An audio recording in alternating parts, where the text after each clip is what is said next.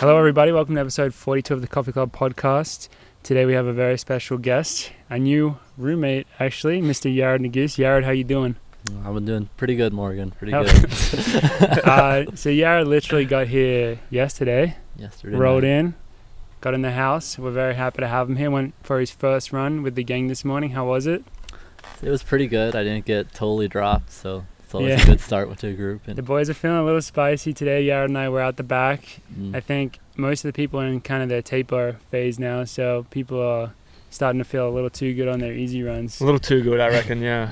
But obviously that's kind of what you want at this time. But yeah, just rolling into it. So not too much obviously happened this past week, being the week after all the national championships. But one race that did happen was the Sound Running Sunset Tour, UA Sunset Tour, I should say. And that's where I competed. I opened my season up. On the podcast last week, I think I gave a 65% chance that I was going to race it. And I would say after the podcast, I would have actually put those odds lower because I think Ritz really wasn't sure about it, because it's one of those races, and this is the reality of a lot of pro races, you don't necessarily know exactly who's going to race. It's like not super reliable, especially for one like that. So we didn't even know what the field was until, honestly, I got there, because the field was announced 2 days before it, but it wasn't the field that ended up showing up there. It was on the line, really. Yeah, so we weren't sure, but at the end of the day, Ritz was like, screw it, let's just do it. We've been training for a long time. No matter what, this is going to be a good, opportunity to just start. Got to start somewhere. So I'm going to do a race recap, but Ollie's going to do it for me. I'm going to do it, because I feel like Morgan has been doing a lot of race recaps for George and I, which has been very lovely of him. But now it's our turn. So I'm going to take this one. So yeah, Morgan coming in to this race, we're all pretty excited for him. But he's actually getting some pretty solid weeks of training. So we were really interested to see where he was going to be. We were expecting like some people to turn up, and they just didn't, because obviously US champs and a lot of other championships around, people just obviously probably resting and didn't want time to go down to LA and race. But Morgan went down. The trip cost him a little hefty coin, but it was worth it. He really enjoyed it, and watching those races, we watched it with Avery on TV. He was streaming it on his Discord. It's pretty cool. Got some fans just live chatting about Morgan in the race, which is always sweet. I think the pacing was supposed to go through in 155, and Morgan was letting me know after the race. He was like, I was feeling really good at 300, like really relaxed and confident. Like, wow, this is 155 pace. And then you looked at the clock and it was 45 seconds at 300. Through the 300, and you're like, oh shit, that's why it feels good. Yeah, I gotta say something about the paces. So it was Sam Ellis, who you guys might know because he came third in NCAAs, and he's super good. Princeton, he's transferring to UW. And I was hanging out with him before it. He's super chill, super cool guy, but he raced the 800. Like, that's what he went in there to do, was primarily to race the 800. And the 800 was literally the race before the 1500. So it was 20 minutes, and he raced his 800, and then he was throwing up. He walks over and he's like, I'm gonna give it my best, but I just threw up. So if I'm not quite on it, that's why. And yeah, so we went through in 45, and I could see him he looked at the clock, because that was the first split he got, and then from there, he took a bit of a surge. And Jack Anstey, other Aussie from UA, it was a UA meet. He took it, and then it kind of went with the pace from there, but it was a bit slower than expected. But Morgan looked pretty great, I'd have to say. Looked very much like the old Morgan. Very, very classy, very, very beautiful running stride, similar to George. It's very pretty over the ground, and comes through. I think you took the lead with a lap to go. I did, but I think I took it with 500 to go. Can you tell me what was going through your head there? Yeah, I was trying to do my best Ollie Hoare and just run from the front. I felt good. It was a race where I felt simultaneously pretty good and pretty bad. At the same time? I was like, okay, so this is racing, feels fine. I've done this a lot of times before, but then, the actual pure pain side of it, where you're really, really pushing to that level, I just literally haven't done that in so long. So I was feeling that, but that's kind of what I wanted to feel. So I was okay with being at the front. It was beautiful, such nice conditions. I have to say, I don't know if I've told you guys this yet, but I've shit on LA a lot in my time, because when we went there in college, just the worst trips ever. You're just staying in a food desert next to a highway, and it's just terrible.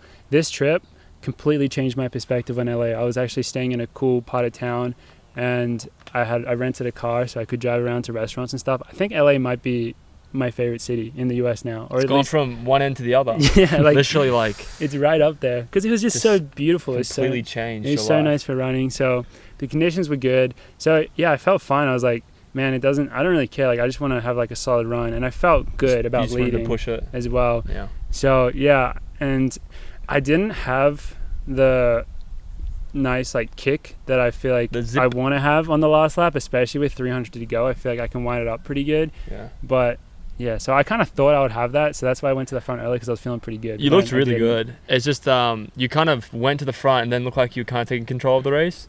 But Jack Anstey and this other individual, didn't He was get a his Japanese name. runner. I Yeah. can't remember his name. He I was didn't he was even right know. there too. And then I think Jack tried to go around you. They both went around you on the back straight. And then with 200 to go, you just got in perfect position and then just did a classic Morgan finish and won that race. And me and Avery were making sure that there's no way Morgan's not winning this race in this position. This is like Wisconsin old days of just making sure you're in the right spot and just bam, zip. Yeah, I mean, through like for 339. 339, it was solid. I kind of looking back, I'm like, I don't know if I should have let those guys go around me, but at the same time, I could tell when they were going around me that I had a couple more gears. Yeah. And I was like, all right, I can just go in behind them and then leave it for the last 100. And it was actually, did you guys see where the start line is on this track? Yeah. So for anyone who didn't see it, it's the most oval-shaped track that I've ever run on.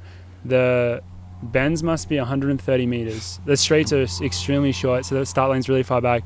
So yeah, by the time I got around to the straight, it's like not even that. It's like 70 meters left in the race, and you just kick home for it. And it was actually pretty close. Like Jack Anstey was like right on me, and he's pretty good. So He's been running great. He's having a great. He ran 3:56, 55 in a mile. He won a mile a little while ago. So no, he's been running really well, coming off World Indoors and putting down some results. But Morgan McDonald, he's back. He's back, baby. Nice little dub there. Very exciting for me, and I know our team in particular. Morgan's been training really hard behind the scenes and like giving a lot of support to the team. So it's nice to be able to dish that back and be able to support him for that first dub of the year. You've opened up your season in July. I'll take it. Yeah, let's I'll do take it. What's next? What's next? Well, yeah, I'll be back at LA at Oxy, the same track, to race a 5K in 2 weeks. So, well, less than 2 weeks, honestly, like 1 week. So we'll talk about that in the pods leading up. But that'll be next week. That's not just one and done. He's coming for it all. And I think that one will be a really solid field. Apparently, Conor Mance is going to be in it. So oh, really? That's going to be probably a really hard race. It's probably going to be quick. Yeah, I was I was pretty lonely because none of the teammates were there. But I was kind of happy Dathan wasn't there because then I didn't have to do a post-race workout, because I know he would have made me do one. 100%. And as soon as I finished the race, my feet felt like so bad, like in terms of my Achilles stuff that I was dealing with. I was like, I just want to be done. And then, so I didn't have to do that, which was nice. Good for you. Well done. Just like, no post-race workout. Yeah. It's a nice weekend. Yeah. No, it was sweet. We just I was hanging out with Ed Trippus, and of course Craig Engels was there. Craig Right Angles? Yeah. It was crazy. Yeah, he told me he hasn't run the step since April. So he's been pretty injured, unfortunately. But that moustache and mullet looks fantastic. So he's been working on something. yeah. And so we hung out after, and I was like, yeah, these are good vibes. Like the vibes of just when you finish the race and super chill. You just chill out. And obviously I'm someone who goes to bed early normally, but after a race, it's like it just doesn't matter. You just hang out and just actually enjoy the night, you know? So you went out, didn't you? Went to like a little party. Little party, guys. A little party. Little party, just a little one. I got tired pretty quick, so I didn't do anything too crazy. But it was just a good vibe. Just that post-race feeling. I just hadn't had that post-race feeling in a very long time, so that was sweet. Almost nostalgic. Yeah, great trip. I'm excited to just keep going, keep building on that throughout the rest of the season. But yeah, one other thing that did happen at the meet is I had a slightly awkward interaction with an amazing runner, Abby Caldwell. And this is something that has been blowing up a little bit on social media today for Australian athletes, because it's just ridiculous what happened. So for people that don't know, she's the Australian 1500 meter women's champ, and she also has the world champs qualifier. So she's run 404. For anyone who 403. 404. She's not run 403? I think 404. Well, she's run one of those two. Okay. And the standard's 405, right? Yeah. So she's run the standard, and it was the first time I met her. I was like, hey, what's up? Good to see you running so well. like, what are you doing? You just getting ready for Worlds? And she was like, oh, they didn't select me. And I was like, what? Like, what are you talking about? That doesn't make any sense.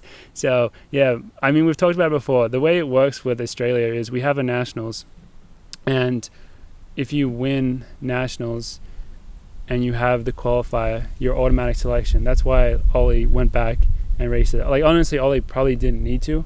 Looking at it now, yeah, the rule apparently had changed. So usually, the Australian National Championships, they give you the auto spot if you have the time. And Abby went back. She beat some pretty good girls. She beat Georgia Griffith and Lyndon Hall, who are actually going to the World Championships. She beat them at the National Championships.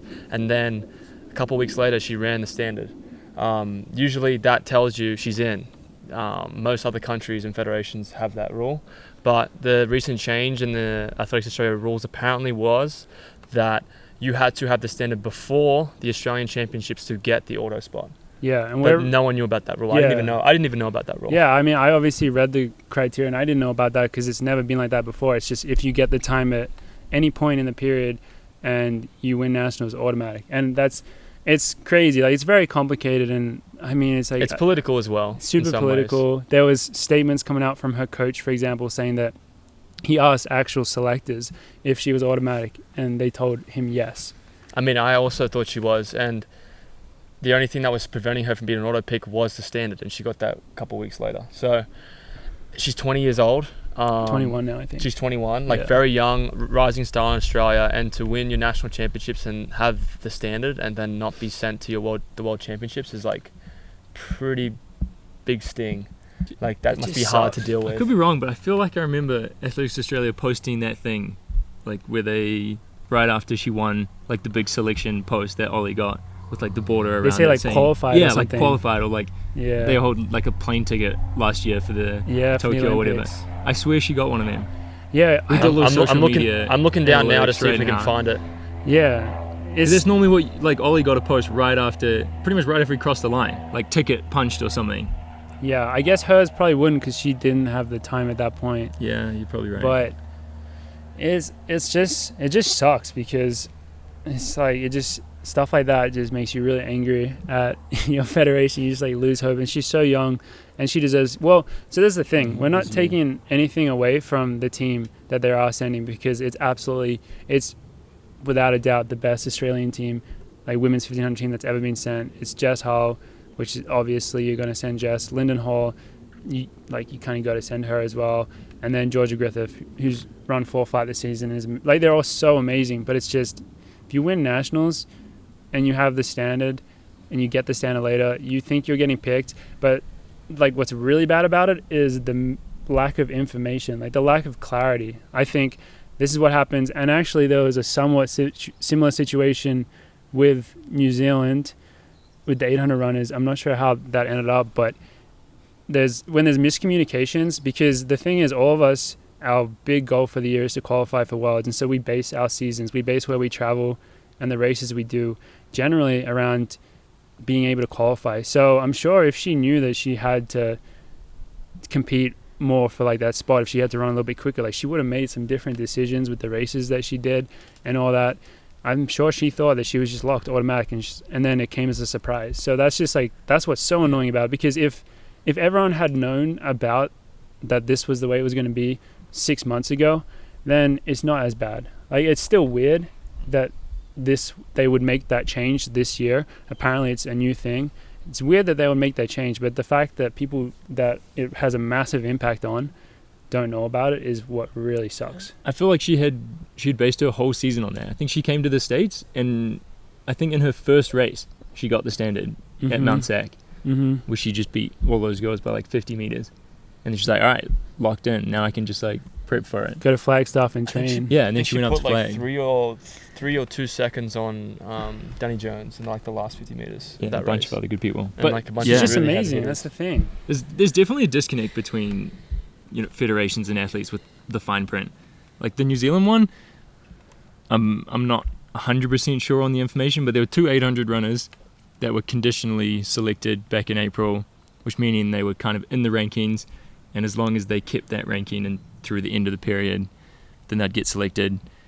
But then it seemed like one of them was told that if he won the Oceania champs, then he would get auto-selected because it's a nomination meet or something. I can't remember the name of it. You get nominated if you win Oceanias. Yeah, like a world selection meet or something. And then the other guy was told that he'd have to go chase the time in Europe. So one of them went to Australia, to some tiny town in the middle of nowhere with 25 people. Mackay, Queensland. And won the Oceania champs in 153. Yeah, for people that don't know, Oceania champs is not a very hotly contested It's meet. not Europeans. It's not even it's not North a big Americans. deal. It's really bad.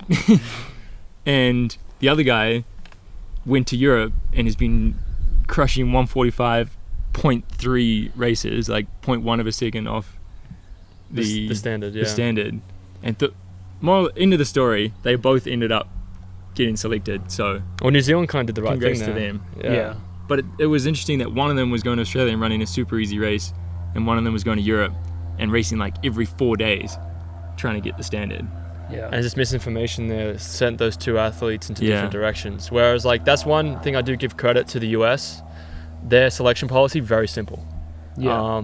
And I think it's easy. People would say it's easy to say that because USA is such a powerhouse, and like you have to be top 3 really in the nation. Apart from the 1500. Apart from this year. Except for the 1500, but for most of the time, like 90% It's of pretty the time, basic. it's It's pretty pretty basic, straightforward. pretty straightforward. Like if you're top 3, you usually have the standard and you're going. With Australia, with the selection policy here, it's just like Whenever it's discretionary. it's just hard because the political. athletes need to know more information, and sometimes they find out the information when it's too late, or they just don't have the luxury of getting that information at the right time. So it's very, very tough. As an Australian, particularly as somebody who, with the Olympics, made a decision to not go home for the trials, to not do the quarantine, to do race after race after race to prove yourself and be terrified of not getting selected. Like, I obviously did. I got through and was able to get selected, but I know the stress and the anxiety that she just went through, and then to have that result, it's just very, very hard to deal with. So there's someone at the door. Gus is saying hello. But at the end of the day, it's just tough. Like, I don't know how to, I know how to react to it. I'm pretty upset. Yeah, Now, except for her, it's because just she's annoying. young It's talent frustrating. who's not going to world champs. Yeah. I think the good thing is she is 21, so hopefully she'll make a lot of teams in the future. Hopefully she just kills it, just runs sub 4 every race, and then just wins the trials again. And it's like, well, I've done. Like, what are you going to do? Not pick me again? Yeah, that's how you hope they Yeah. respond. She is going to the Com Games, which is pretty cool, and that will be a great opportunity for her to crush Yeah. it. But I think we all know that World Champs is Bit more of a pinnacle. that's sport. just higher level competition. So Yeah. that's the preferred one, and Yeah. so she deserves to be there. She deserves to be there. And nothing against the 3 girls that Australia is sending to Oregon, because those 3 girls are 4-minute, 1500 meter girls. They're amazing. Amazing talent. It's just the selection policy I think it was just badly done. Yeah, we got to go back and read that because To make sure we don't get. Well, we gotta. Information also just comes out crazy, and you have to get it from the source. So It's weird thinking that before you get on a plane to Australia, go back to your national champs, you got to comb the fine print to make sure that it's even worth going all the way back. well, the fact that the selectors themselves didn't even know, because apparently they told her coach that she was automatic, just makes you be like, Question what is everything. going on here? Yeah. And then we know obviously there's some more influential figures that, like, in Athletics Australia, that have like stuff at stake. And then that's just what really annoys you. That's just what frustrates you. It's like, I mean, it's not like, I guess you wouldn't say it's corrupt, or would you say that? I don't know. It's just like, it's bad. It puts a bad taste in your mouth. Sometimes it could be classified as a corrupt, but I don't think you could. I don't It's know. not I don't know if we dramatic. should go that It's far. not dramatic, but I don't think we can go that it far. just sucks. It's just more or less the selection policy was the way it is, but the athletes' information on that selection policy was not widespread, because I didn't know about it, and I feel like Dathan as well in particular, like, checks the fine print to make sure that we are hitting the qualifications, to make sure that we get the selection to those teams. But yeah, at the end of the day, it's going to get noise, and I'm interested to see how Athletics Australia will answer to they the probably questions just of a won't lot say of people anything. that are upset about it. Yeah, well, because she did appeal, and then the appeal got denied. So I guess I don't know if they feel like they should say anything more, because there's not really much to say. Yeah. But yeah, was that weird for you, Yared, when you were in the post race at USA's, when people were like, wait, who actually qualified? Yeah, they really kept telling me like, you might get questions about like qualifying for Worlds, and I was like, why? Well, I saw your response, which your response was like incredibly mature. Yeah, it was just like, because I didn't feel like I had done anything to really earn a spot on that team. So if they had just like kind of given that to me anyway, I would have felt just like, you know, I wasn't really giving the U.S. the best shot to like really do their best at Worlds like that. So I mean, definitely like another year I want to like do my best. And if the race had turned out different, I'd gotten like 4th or something, I might felt a little bit better about it. But just with the race I had, it didn't really make sense to go out and do that. So that's kind of what I was saying in all those interviews when everyone kept asking me about it. Yeah, I was like really impressed with how you responded to that. Because I feel like not many people would be like that. No, people don't. To go to Worlds. Take me to Worlds, baby. I'm coming home. But yeah, so that's that. I mean, it's just frustrating, and yeah, I guess it's just a reminder that we'll have to do everything. Like for us, where it's a decision to go home every year, I think we just need to make sure that we always need to read the fine print and do everything we can to not leave it up to chance, I guess. So definitely not. Yeah, hopefully. I mean, I hope all the girls compete amazingly for the rest of the year, because they all are amazing people and athletes. But in particular, Abby, I hope she goes and crushes it. That would be very cool to see. Maybe there's a bit of a fire there now, and she'll run something fast. Win com games. Yeah, she could just go and get after it. You know, she would be, I'm sure, one of the favorites. Yeah, like a medal contender. I mean, com games is com games 1500 is going to be pretty stacked actually. It is really stacked. Now I think from about Kenya, the classic Olympic champ. Yeah, but I mean, she can.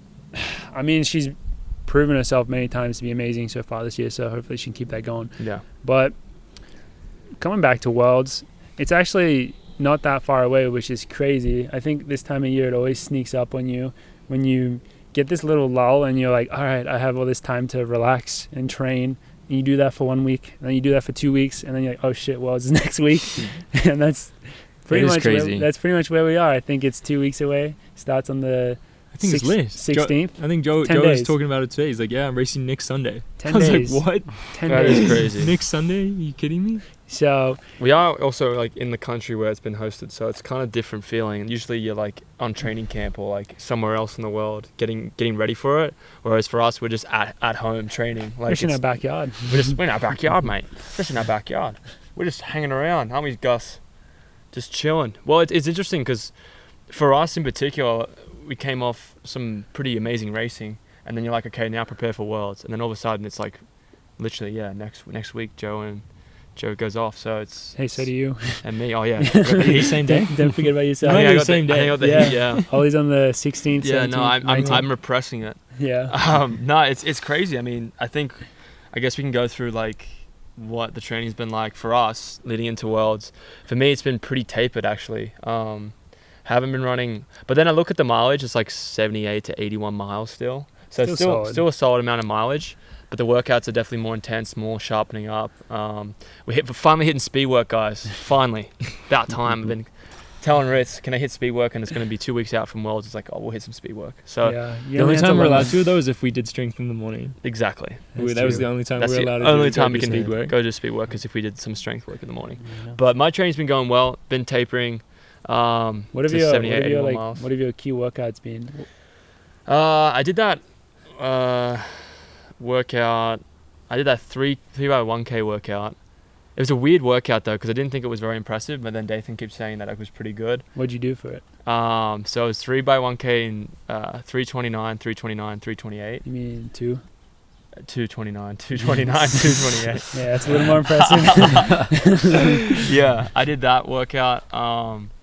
And then the workout that I did with George and Joe, like a bit of it, was 2 by 2K. For me, they did 3 by 2K. I did 2 by 2K, and it was 1 lap on 62, 1 lap on 72.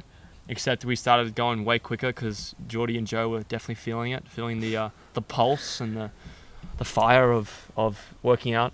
So we actually did like maybe 60, 59 on the ons, and then on the off laps it was like 72, 73. And then I would do a 600, 400, 200. I did a 123, 55, 26 low. And then I have an 800 meter time trial tomorrow. Tomorrow. So that's probably your big final That's my thing. yeah. See, like all my confidence going to World Champs is going to be depending if I can run 144. If I can't run 144, then I'm just going to like scratch. You're gonna forget the last 8 months of being fit. Yeah, it's just dependent on this one workout. If I run really bad in this 800, I'm like a 357 guy in the mile. So like Yeah, it'll just all crumble. it all hangs in the It balance. all hangs in the tomorrow. balance on this 800 time trial. That's how I like gain my if I'm good or not. What is the goal for it? He hasn't told me. Do you know if are you trying to Surprise. just run as quick as you can, or are you trying to go out a certain lap and then close as quick as I you think can? he said Definitely negative split. He's Negative trying negative split? split. That seems like the only information he's given Ollie. And then he's also said that he wants it out in 28, which means that I'm going to be negative splitting the shit out of that Whoa. round. Because that's before Olympics. Sorry, you did. Was it a 1K? A 1K in 30, 29, 28, 27, 26. Yeah, It's that was crazy. cool. And you actually crushed that. Yeah. the Carlos, pacing. to his credit, Carlos Villarreal did great pacing there, as Yeah. well as he jumped in and helped the boys pace that 3K, right? Yeah, he had a Yeah. great pacing. He had a great pacing day, and we thought Carlos was back. So Yeah. What is is it? similar to that? Yeah. Yeah, he wants, I think, one of us to take it out in 28 or something. So, he doesn't trust Charles. oh yeah, Charles is also doing it. Charles, Our mate Charles Our Griffin. Luxembourg 1500 meter runner from On, he is also here training hard, getting ready for Worlds. getting ready for Worlds. He's really good. But yeah, Geordie, how's your training been going? Because you haven't really tapered back, have you? You've been still running some high mileage. For Yeah. you, for you personally. Well, it's been nice that this is like the longest we've both been back in Boulder. I feel like for a few weeks at a time. Yeah, we actually like It's been in one nice. place at once, you know. It's nice. But it's hard to taper when you already run less. That's what I feel like Dathan is looking at my training like. He's like, oh, he already doesn't run enough. So Yeah. I guess we'll just leave him there. Everyone else is doing, like, Joe runs like 20 miles for long runs in the fall. And now he's running 15, which is like 5 less than he normally does. I run 15 max. But now I'm just still doing 15 because apparently can't do any less than that. And then I think your doubles come down a little bit. I'm just still running the same amount. What's your double still? Double runs for people listening at home? We normally do 14. 14. So that's 10 and 4. 10 and 4 normally, But 9 now and it's- 5, something like that. Now for me it's 12. Yeah, I just haven't moved yet. Yeah. But I am only running 5 days a week, so Yeah, Geordie knows? takes 2 days off with he just tapes his whole mouth and nose, and then he just sits in the room for like a whole day. That's his like other day of training. you get so fit doing that though. I mean, you were purple once, and I thought, wow, the blood's really circulating around your forehead. Dude, just wait. Morgan's just finished Breathe, Yeah. like the book about it all. So Do we want to get into that? That's a deep hole to get into. that could be a whole episode. Yeah, it is a sweet book. It's some crazy. I am the type of person that does want to try some of the crazy shit in it, because obviously, so it's a book all about breathing, about how we're really bad at breathing, just the way we've evolved as of recent. And the start of it, most of it is pretty tame, but then towards the end, there's some more extreme stuff that people do to like have like out of body experiences, or even just for health. I want to try like the one where they do like carbon dioxide therapy, where they just expose themselves to a ton of carbon dioxide, and apparently it's extremely painful. Isn't that called smoking? Yeah, Isn't that just smoking a pack of cigarettes a day? I think that's how Dude, you do go it. in a room that is like Yeah. all carbon dioxide, Sounds and terrible. so you, You like take- would you die take if like you a- stayed there too long. You Or take you a just get pull. a tube. You take a pull of the carbon You know dioxide, what? and then you like choke for like you Yeah. can't breathe for like 20 seconds. Like you're like dying for 20 seconds, and then you come back. All right, me and Yared are gonna do our own thing. You two can do Yeah. the carbon dioxide shit. Me and I- Yared are gonna. I'm very good at breathing. Yeah. I guess. Yeah. I just, Me and Yared are gonna Okay. enjoy oxygen, and you two can enjoy your carbon dioxide training, because that Yeah. does not sound like That's my the thing. cup You of might tea. think you're good at breathing, and then you read the book, and you're like, "Wow, I'm I've been doing it so wrong. bad at." I mean, what I've never thing." claimed that I'm good at breathing. Well, Yared I'm just gonna did. go. Yeah, I mean, I stand by what I said. I mean, I believe Yared already. Yeah. So. Yeah, I don't know, but it's very, very interesting, and I think I would definitely recommend it as just a read, at least for everyone. It's interesting because it's so anecdotal. Obviously, it doesn't line up with a lot of modern medicine, but then you think about how fucked up modern like the health system is, and you're like, well, maybe there is a good reason to question a lot of what happens. So I don't know. I'll probably fall for anything though. I reckon I could like join a cult and shit. So You've already joined a cult. breathing cult. yeah, I don't know if I'm a good reference point, but I would definitely recommend. It's also very enjoyable to read as well. It's a informational book, but it's like very good, easy read. Sorry, that was a little aside. Back to Worlds. Back to training. I think that was it. I've been doing a little bit less with Ollie than kind of normal. I feel like we spent from like the fall through almost all of the winter and the spring doing pretty much everything together, but Yeah. I feel like you've definitely been veering off. I've been pushed recently. I've been pushed to the side. You've been doing some speed work finally. Yeah. Do a little bit faster stuff. And I've been doing a bit more with Joe and Morgan recently, which has been cool. The week before Morgan's big dub, me and Morg did a whole workout together. And yeah, no 800 time trial for Clicks Mix and I. Tomorrow we just have a big workout. Some 6-4-2 sets. That's pretty much speed work for Ritz. That is speed work for Ritz. That is like the token speed work session. That's his main speed one. Yeah. I remember doing that. But what I find really interesting about the training the way Ritz has changed the training for George and Joe is he's just chucked in a couple of sessions, which are sessions that I've never done before. And so the one that George and I did together last week was a 2400 meter rep where you do a big cut down from 72 down to 62, so you drop 2 seconds each lap. And then the other big one which they did, which was kind of similar in terms of its uniqueness, was the one that Ollie mentioned, where George and Joe did 3x2K, doing 72 and 62 alternating.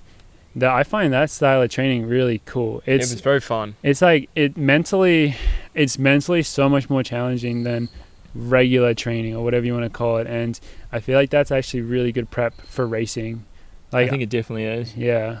I mean, you can get some pretty inconsistent laps in those world champs. I feel like, not that I've ever been in one, but watching them, like big surges, kind of big moves getting made, and I mean it's nice on our team that there were kind of 4 of us doing that workout, so you kind of only had to take like one hard lap each, but it was definitely kind of had to have a different view on the workout. Like almost the easy lap, you almost had to focus more on. Like the second easy lap was almost the hardest lap. Yeah. It's so interesting. Yeah, but I think it's cool just to change stuff up, and that's like the unique stuff, rather than just, I guess there are also the sessions where you're just absolutely crushing it. Like you have a big 1K session coming up as well, right? Are you doing the same 1K session? I think so. Yeah, that's a pretty big session. I got 5x1K at 2:37. That's what it says. I assume that's your workout, and then I'll just do as good of it as I can.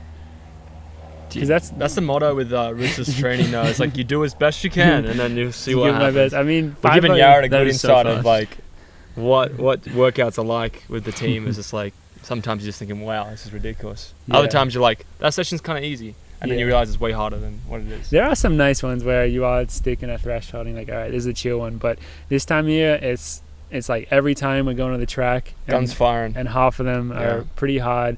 I look at the workouts that Ollie is doing, and I love watching Ollie work out because he's so chill. When George and I had that workout we did together, Ollie had another big speed one where he was running... Oh, the 400-200 workout. 400-200. And 8 sets. I forgot about that work. That was a really good workout, actually. That was a really good one, and Ollie barely did any strides before, I don't think. And he just I was going straight into it. Rather than your first 400 was what, like a 56 or something? 56, yeah. Yeah, so that's the type of stuff that Ollie can crush right now. I mean, I guess that's kind of what...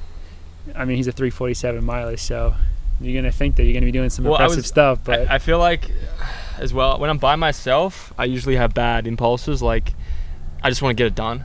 Whereas if I'm with, like, Joe and George and Morgan, like, they're doing their strides, doing the appropriate lead up to a workout, and I'm usually standing around, and Ritz is like, go do a stride, what are you doing? And I just, like, go do a stride, and I'd actually feel a lot better. So I should be doing those things. Like, I don't encourage it, but sometimes I can just be like Avery, I'm a bit lazy. Yeah. But yeah, no, like the workouts we've been hitting have been awesome, and Joe and Alicia as well. Obviously, we can't speak for them, but I've been watching them, and they're just killing it right now. Their 10K is going to be pretty exciting for them. I know Joe's feeling good. Joe is red hot right now. I don't think I've ever seen Joe. He's like peak clucker right now. What does that mean? Like he's like gonna evolve. like a Pokemon, he's like gonna evolve into something amazing. His final form. Next thing I know, he's got like a golden streak through his hair. Like he's in another level now. So I'm really excited for him. Yeah. He's no surprise. He's been crushing workouts as well. So yeah, everyone is looking really good, which is very awesome going into Worlds. And yeah, it starts in 10 next week, so it's coming up real soon. So yeah, I think from here it's just crush a couple more workouts and then chill out in between, make sure the body's feeling good, and then we take a trip to Eugene.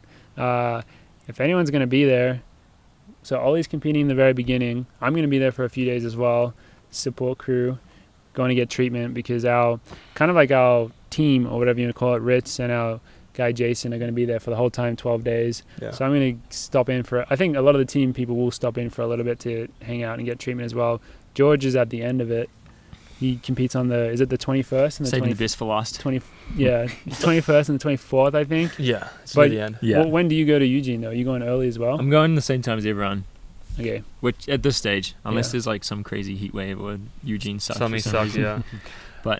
Yeah, just because Ritz is going to be there, everyone else is going to be there, and probably the main reason is to see Jason. Make sure Yeah. the body's good the week before. Yeah. Are you going to have to be in the altitude tent then? Likely, yes. Likely, yes. Ooh, juicy. Yeah. Are you going to have to be in altitude tent, Ollie? No, I don't think so. I think you're only going 2 days before, so probably Yeah, not. well, yeah. I don't think I'm like leaving on the 13th and at night, get in on the 14th, race on the 16th. I don't think I'll need to be in What the do you- tent. I bet you'll be in it for a couple of hours between rounds. Yeah. Freaking Just Freaking don't lose classic. that fitness. Shout out to anybody that's in Eugene. Come up and say hello to us. If you're a fan of the pod, don't be afraid. Just say, good for the sport, textbook George. Say something. Yeah. If Just you're a harass fan, Ollie. harass George, actually. Come up and say hello. Also, I am imploring our fans, please, if you see Jakob, just call him Jingy. I just want to see what happens. Get in his head. Get in his head. I want to see where he's going to figure out where this Jingy come from or this Ingy. Yeah. And then we could get him, maybe interested in the pod. But Tell him to get ready for the McSqueeze. the McSqueeze, the McSqueeze Keith is McSqueeze. coming. Easy peasy Keith McSqueezy. Exactly.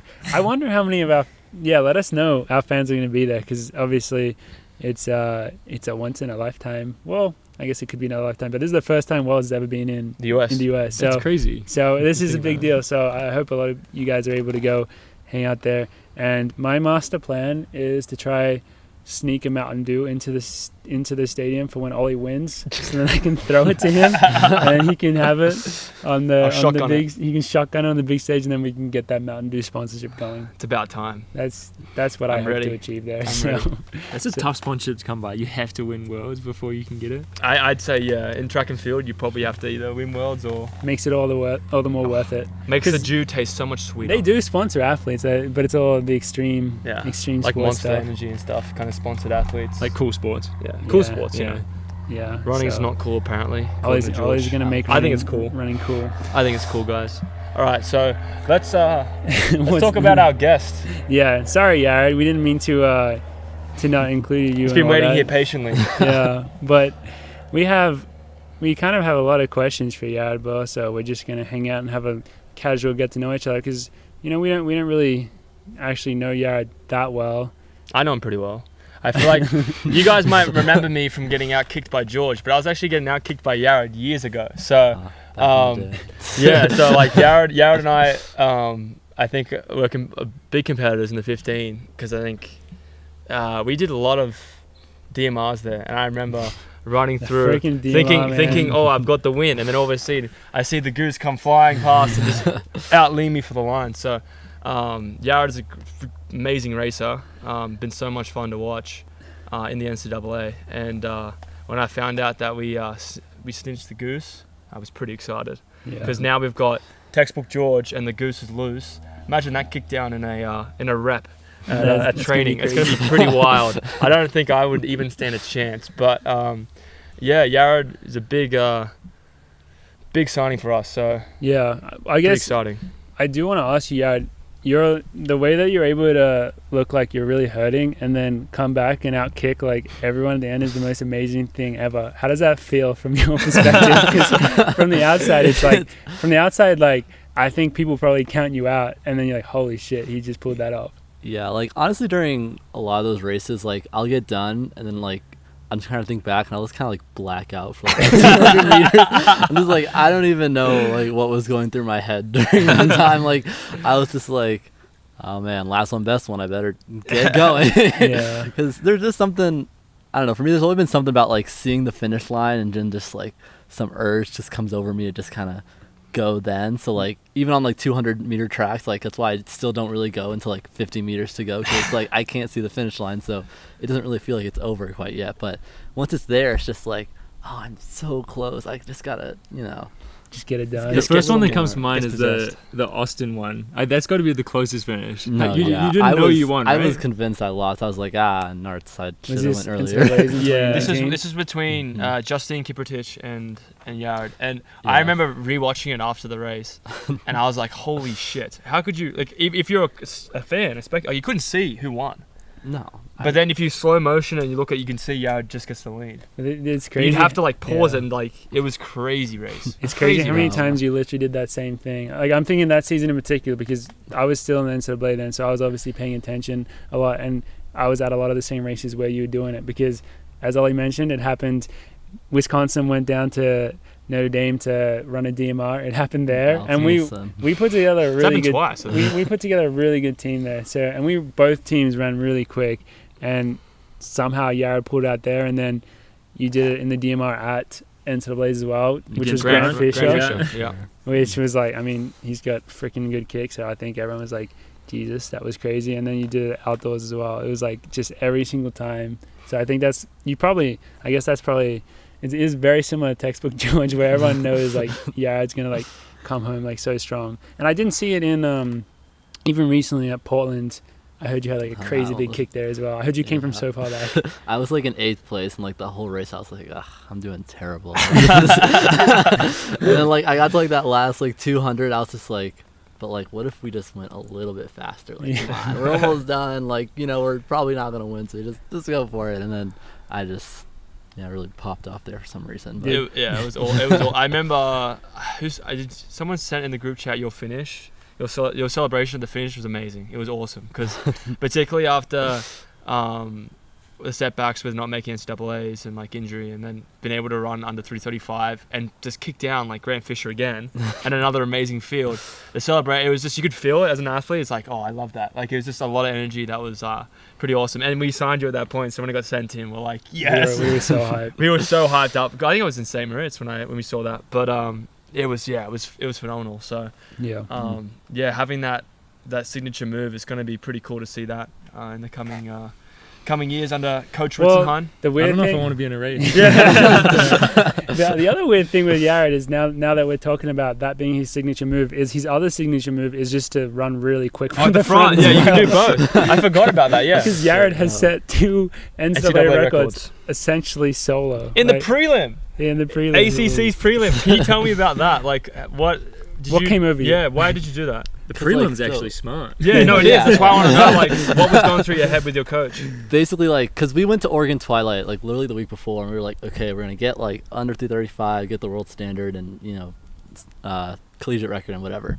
And we go out there, and, like, it was just, I should have, like, went out there right behind the pacer, but I didn't, and, like, I forget who was in front, but they weren't really up with the pacer, so we ran, like, 335 something.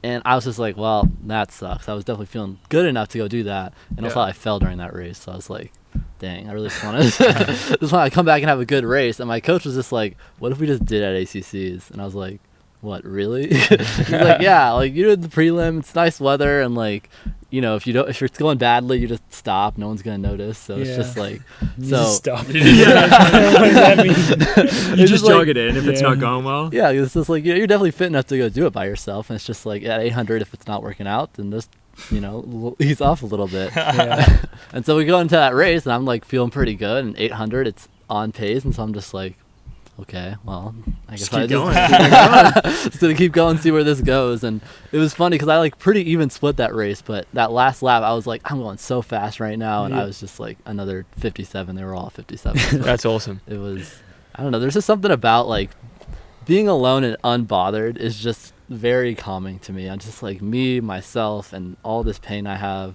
going at it, and that's. No, Just let it out on all the the track. pain, that's a great way. Just all the pain I have by myself. Yeah, I don't got to deal Dealing with it on my these own. other people, all this social anxiety. That's great. Get this out of here. I feel that a lot actually. That's awesome. And I then feel that too, actually. Yeah, then you did that in the 3K as well, which was another crazy thing. I think before we get into asking more questions about pro running, because I do want to ask about that, I would like to ask about your final year of college, how you've approached it, because the weird thing is you came off, I mean, since 2019, just you won NCAAs that year, and then you were just absolutely crushed, and then you actually had some pretty big challenges this final year, which was like kind of wild to go through. What was your approach like in the last, I guess, 6 months or so when things weren't going your way? Yeah, it was definitely pretty tough because I'd say I had like a pretty fortunate first few years of college. Like I didn't really run into any issues, and so especially like coming to this last track season, I really wanted to just go out there, give it everything I had, and just like finish well. And I wasn't able to achieve like a lot of what I wanted to achieve, but it was still a big part of that. It's just like kind of shaking it off and remember like I'm still me at the end of the day. And I think that's so hard for a lot of runners, and was even difficult for me kind of dealing with that the first time. But it's just like coming in to outdoor after everything. Wasn't able to go to NCAAs. I was kind of just like, man, that really, really sucks. But that's just at the end of the day, it also makes me just more excited about the next time I get to race, which was that Portland race. And it's definitely difficult, but I'd say that's why it's just important to have a lot of people that you care about just like hyping you up constantly, because it's really important to just kind of get that feedback when you're kind of in your head a little bit. Yeah, so. I mean, it's easy when things are going well. When it's not going well, that's when you actually get challenged and stuff. So obviously it's very difficult, but you've been doing a great job at navigating it. What was USA's like coming off all that? Yeah, honestly, after Portland, I was like, oh man, I'm back. Like that was that was a big, like, all self-doubt disappeared. I'm ready to go for it. And after that prelim, I was still feeling good. And even going to that final, I was like, in my head, I'm like, this is like the greatest my mindset has been in a while. I'm gonna go out there and kill it. And I didn't, but still, at the end of the day, it was just more of a, after all I've been through, it's not surprising that I would struggle probably after a prelim. So I felt pretty good. Even afterwards, I was like, well, I feel like for what I've been doing, that's still a pretty decent way to kind of end it out. Not decent way to end it out, but I wasn't like super, super upset, because at the end of the day, it's just like, I'll go out and race again probably later this summer. So getting back to that point, I feel like was important after not making it in NCAAs, like making the US final and looking like a contender again, even just for like your mental state is important. Yeah, I think, it's, I don't know, it's just, you're going to have these challenges, and at the end of the day, this is the most cliched thing. I say a lot of cliched shit, but if you try your best, as you said, after the race, you're going to be disappointed, but then you're going to come around pretty quick, because you're like, I gave it everything I had, and I probably faced a lot of new challenges and stuff, and you can't really be that mad about that. But so moving on to, now you're a pro runner. Pretty cool. Congrats. Thank you. Welcome to the First team. impressions. Being a pro runner. Who's your least favorite? My least favorite. Who's your least favorite on the team? Straight off the bat. Can I go with my most favorite first? Yeah. Wait, who's your most favorite? My favorite person by far is going to be the intern Avery. Yeah. We can leave it at that. So we mention Avery sometimes. He's our intern. He lives with us for the summer. He's a pretty chill dude. Yeah, he's kind of like he matches slipped vibe. through practice this morning. He was on the couch while we were in practice. He was just asleep. He was getting in training. He was getting recovery. But he's a big anime fan, Adventure Time fan, and you share the Adventure Time fan too as well. He's got a cool shirt. Yeah. I mean, that's what it's all about, really, isn't it? Cool shirts, good vibes. Good vibes. Man. So all right. So Avery gets most favorite. A little jealous. That's fine. I mean, I'm happy with that answer. But yeah, what's your first impressions on Boulder? Like you've come in. You kind of got to run with us today, got to check out the gym. Different from South Bend? Yes, very, very different in many different ways from South Bend. Definitely a lot of steps up from just where I was, just in a physical location sense. I feel like, being up here, I was kind of worried about altitude and just, I don't know, getting used to a new place, but even my first run today, I was like, don't feel super terrible, and the weather's nice. Everyone was like saying, they were like, it's kind of humid. I was like, no, it's not humid. That's cute, but it's not. And definitely not from Midwest. Yeah. Well, you were coming from Kentucky, right? Yeah, Louisville, Kentucky was my home, and it got pretty hot and humid the last few days I was there, just to really spite it to me, I feel like. What's hot and humid for Louisville? Hot and humid is like high 90s, and then like probably 70% humidity. Yeah, that sounds terrible. Yeah, that's not great. It's gonna feel pretty good here for you. Yeah, it's been pretty nice, so pretty happy about that. I like the new house. You got to see the gym. What do you think about gym? The gym, it's pretty nice. It's kind of like, it's like close, but in a comfortable way. Yeah, Yeah. it's compact, but it's got everything. Nice and It's cozy. cozy. Nice and cozy. Cozy. It's cozy. Yeah, Yeah, I like that's that. what it Yeah. is. Yeah. Yeah. But So, Have you trained at altitude before? Like not obviously in college, but no, would you get up in the summer? You've been no. here, I've right? been Or Flag? here, and I went to Flag for but those were 3-4 day trips. Oh, okay. I've never That's been. just that's for not fun. training. And especially Flagstaff was terrible. I was actually dying in Flagstaff. I couldn't get through a 6-mile run. I was just this is Was the it end anything to for do me. with the altitude? It was or was the it altitude. the drinking? No, it wasn't. Because 100% the altitude. I don't want to expose him on the podcast, but I might because it was my house. oh, We've all had these stories. We've all had these. There's word on the street. Mhm. I wasn't there at my house. I don't know where I was actually, because I wasn't going home during the summers. Who knows where I was? But it was heard that you might have made a mess of my sink at some point. Yes, I was honestly very proud. I got it in the sink. I'm very proud of you because most people don't. Because they gave me the nastiest IPA I've ever had. They're like, we're out of whatever you were drinking before. Here's an IPA. I was like, I don't really drink these, and they're like, no, just try it. And I was just immediately repulsed. It was terrible. So I apologize for exposing you like that. no, It's all right. No, it's good. Now we can make the title of the video: Yared Nuguse exposed. Get that clickbait going. Get the clickbait going. No, well, I'm glad to hear you enjoying it. Yeah, it's pretty. It's only day one. It's only day one. Yeah. Could change. Only Or downhill. From could be here. questioning your decision after a week of living with these three knuckleheads. But other than the pro running, tell us a bit about what you'd like to do out of running. Like now that you've graduated college, is there anything in particular that you're interested and passionate in? There are a few hobbies I've really wanted to pursue. My first being drawing, because I took one drawing class in college, and I made these 2 portraits of insects, a bee and a monarch butterfly. Wow. And I was just I just want to make more portraits of insects. And so I'm gonna buy some paper one of these days, and I already have all my drawing stuff with me, and then just my next stop is a ladybug. So it's just, I never really had time at all because I was so focused on school and doing well in that, and I was such a huge nerd, and I still am. And so now that I kind of have more time to do that, I'm just I'm just gonna get messy and then make tens mistakes, because that's just what drawing is. But It's I awesome. really, really want to do that the most. What's the what insect would be the one the Mona Lisa? What's the one insect that you're I really want to be able to draw it, but I can't just yet? It's honestly, I feel like the bee was my peak. Bee? I Yeah, that's love. cool. You've I already just- peaked. Yeah.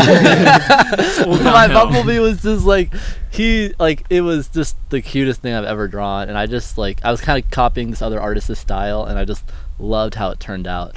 And I also just really love the color yellow. It's my favorite color, so it's just so I was kind of going with the color theme for the rest of my insects. So I was gonna go red, green, blue, and purple. Oh, that's sick. And just kind of have a little rainbow of insects there. Gus agrees. Nice. That's More exciting. rainbow. Yeah, well, we're gonna have to see pictures of those. Those are gonna be so sick. We're gonna have a little drawing parties out. I mean, here. yeah, because I Drawing think Let's you do draw it. quite a bit too. I don't really. I would like to draw more, but I get distracted to do other stuff. But I have a couple of sketchbooks, so if you start drawing, that'll be a great influence on me, and then I'll start drawing again, and we can all just be happy. Happy drawers. Sounds like I'll a good get plan. you on it. Yeah. The other thing which Yared has is questioning right now is whether or not he brings his pet tortoise.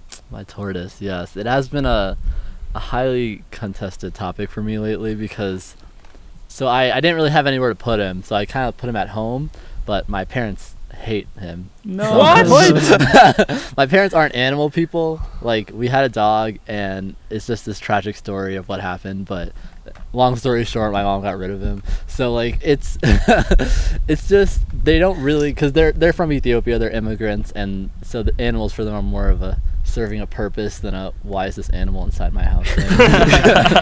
What is he doing? And they're kind of getting tired of him, so I'm kind of just I just need you to wait a little bit longer for me to kind of figure out my house situation before I go and promise I'm going to bring him here. But there's honestly a lot of nice outdoor space, so as long as I can I was kind of thinking if I can just protect him from raccoons with a net or something over the top of his enclosure, it'd be very feasible to bring him out here. So Can they survive cold weather as well?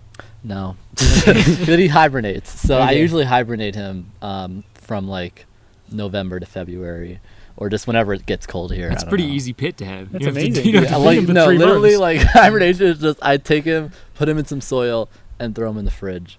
And Wait, are you being serious? Are you being serious?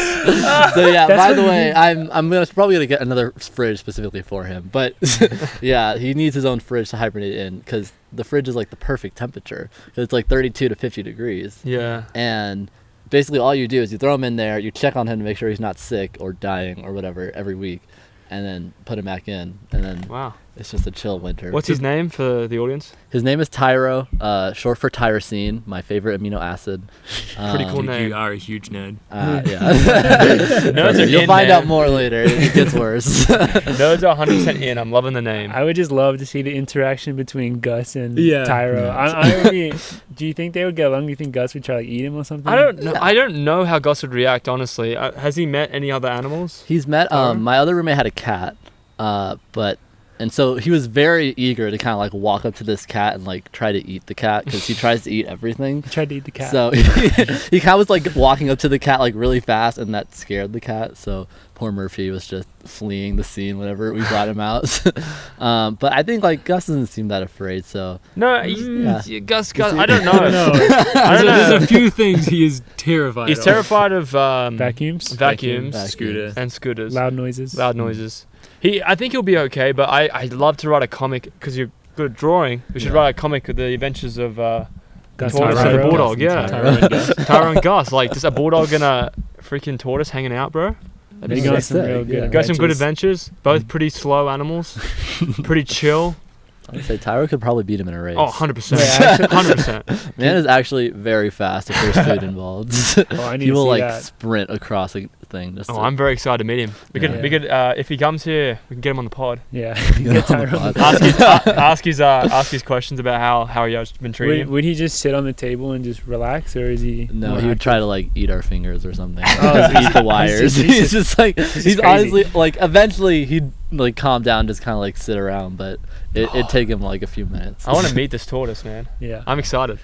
that sounds amazing. Yeah. I have to say it again. The similarities between Yared and T-Day are blowing my mind. Tyler Day. Tyler Day, for Legend. reference. Both own tortoises. Both of them don't drink coffee. And the way Yared said it this morning, that he runs on water and willpower, that's the exact kind of thing Tyler would say. Both like lanky runners. Yeah, I mean, It's that crazy, dude. that is all you need: water and willpower. Because Hey, it's worked Water pretty and well so willpower. far. no. Keep that bad boy going. And that's a good comparison because I love T-Day. Yeah. Final cliched question from Morgan. What are like your aspirations like over the next couple of years running as a pro? Well, I think I really just kind of want to like get really good at the mile. I don't want to move up to the 5K too quickly. That's My man. My man. but like just specifics wise, I really kind of like get on the world's team next year and just like especially like at the Olympics, but I guess first is worlds, and just kind of get used to competing at that level. So like when I come back the year after, I can like really feel like I'm in contention to like get a medal or something, because I think I've shown like a lot of talent early on, and with just under Dason's coaching, he seems to be coaching you guys extremely well, at least from what I've seen. You'll have a decent training partner in the yeah. mile. He's all right. And just training with Ollie's gonna be really, really fun. And so Yeah, 100%. just kind of really just getting at it and just kind of seeing what I can do, because I feel like this is the final step obviously in running. So it's kind of going out there and giving it everything I have and finally seeing what I'm really That's what it's all capable about, of. baby. At the top of the top. I mean, I'm going to train with Yared. I'm going to try and push him to break Alan Webb's mile record. That's my plan. I want you to sounds take good. that record down. So if I can help you do that as a training partner, I'm here for you. So let's do it. That'd be pretty sick. That'd be pretty sweet, I think. What was it? 140, 346? 346. Yeah. Yeah, I he can can do see that. that happening. Doable. We'll just do it in Oslo. I can see the Yeah. two of you doing Get that on the together. back of Ingy, and then we'll just outkick him at the end, and then we can have a finale of the last 100. Yeah. That's not going to be fun for me, but we're excited to have you, and it's going to be awesome the next few years. Just watching you go on to Dayton's training and hopefully be able to put up with us. So it's gonna be exciting. See Getting what thrown into your happens. first Yeah. workout tomorrow, aren't you? Yeah, with Second Morgan. day here. Wait, we're working out together tomorrow? Yeah, we are. Huge. Let's I'm go. very scared. Straight into Don't it. worry, I'm not that good. I wouldn't be scared at all. But that'd be sweet. Have a training partner again. Yeah. That'd be dope. So I think that's mostly it. Well, the one other rumor that we want to talk about today is apparently Jerry Schumacher's got the Oregon coaching job. Pretty speculative. Well, we don't really know, but let's just speculate here, because I love to speculate. You know, Ollie Who loves doesn't? to speculate. How is this going to change for Bauman? Because they're going to move down to Eugene, and then if Jerry becomes the head director and coach of U of O, he's going to be having unlimited tap of just all these college athletes going through and just like, hey, just come to Bauman when you're done. You know, like it's going to be crazy for Bauman's recruiting prospects. Just to and be able to- Oregon's. And Oregon's. And Oregon's. Yeah, like that's gonna be. And then what wild. about Ben Thomas? What's he going to do now? Is he going to be under Jerry, or is he going to be like, nah, I'm going to move on? Yeah, That's well, like the speculation the that other- Ollie has. the other speculation that we've been hearing for a long time is he's gonna take over as OTC coach. Oh, but yeah. I don't It's even. been speculation for like Yeah. so long. That's I from feel your like. sources, isn't it? No. Whose sources is I that? think Is it my everyone. sources? I think I think everyone. that's just everyone. I think it's just like it just seems like it would It's happen. a general rumor. Like as he has like, I don't know. It just feels like it makes sense for the type of coach he is to do something like that. But if Jerry gets just the idea of someone being the Bauman coach and the Oregon coach just is mind blowing. And the weird thing about it is the Oregon job is the director of track and field. So is he really going to be the director of track and field? Because that's so different to just like coaching running, like coaching distance running. So that's a lot of responsibility. And Is he going to be recruiting the hammer throw? probably not. I can't imagine he Seems will be. unlikely. Yeah, I mean, He's in charge of them, isn't he? Yeah, from what Ritz tells us, because he was actually a coach at Oregon for a little bit as well, they just have so much staff there to take care of everything. So if you are the director, you Pretty much do nothing. yeah, you have people taking care of all that stuff for you. So, but even just coaching, like how many people are in Bauman? Like 15 or whatever. For At the, least. At least, yeah. And the then- men team's massive. If he's coaching, let's say hypothetically, he's maybe only coaching men's distance and not women's, then that's another 20 athletes.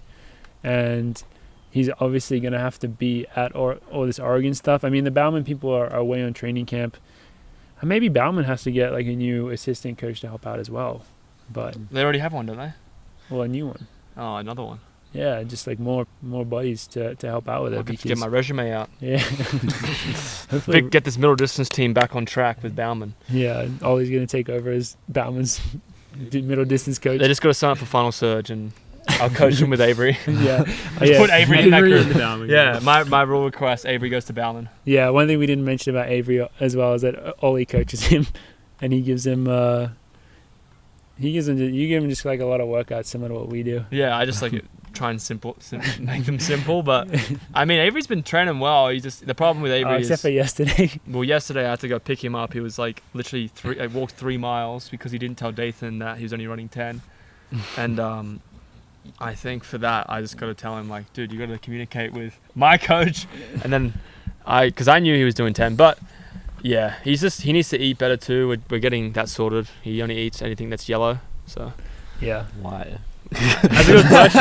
I don't know. Great It's- question. it's- Cheese It's pizza, chicken tenders, fries, anything yellow. That's it mostly. But yeah, I think it'll be very interesting to see if we are already hearing about this Oregon job. It'll be interesting to see when It gets announced. It seems like official. USA's is just a huge gossip Yeah, session. it The is. amount of I things love that it. came Definitely is. out after everyone got back from USA's. Yeah, I love it. I That's wish where I was everything there. goes down. And I'm sure Wells will be similar now because everyone's going to be back together there, Mm. back in good old International Eugene. gossip. International gossip, that'd be crazy. Ooh. But Jakobinga Brisson to OAC. No. but maybe. What do you Nah. Would you want him on the team? Yeah. Jingy? I think he'd be great. I think he'd be so good on the team. Why would you not want Jingy on the team? Dude, our 4x mile, Not too shabby. not too shabby. That We is already now probably have guys that can run to 350. Now we have a guy that runs 346. yeah. Easy, with his vitamin water. Yeah. Can't wait for pin relays already. Yeah.